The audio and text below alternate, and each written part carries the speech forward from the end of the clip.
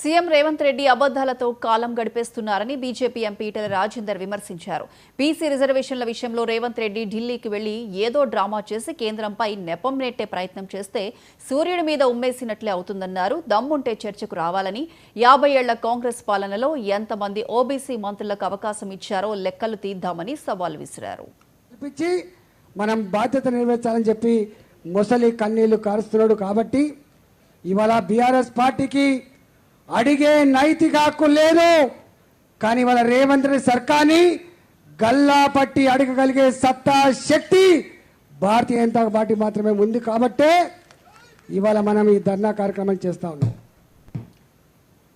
అనేక అంశాలు ఉన్నాయి.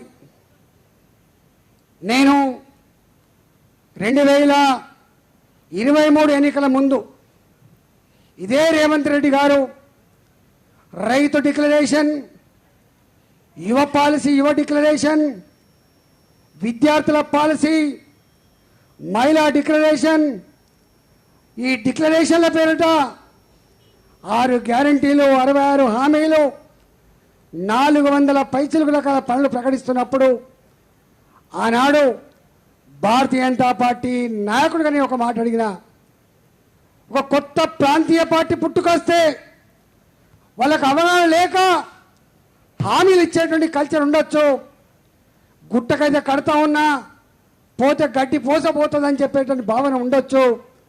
కానీ రేవంత్ రెడ్డి, నీ పార్టీ ఈ దేశాన్ని 50 సంవత్సరాలు పాలించిన పార్టీ.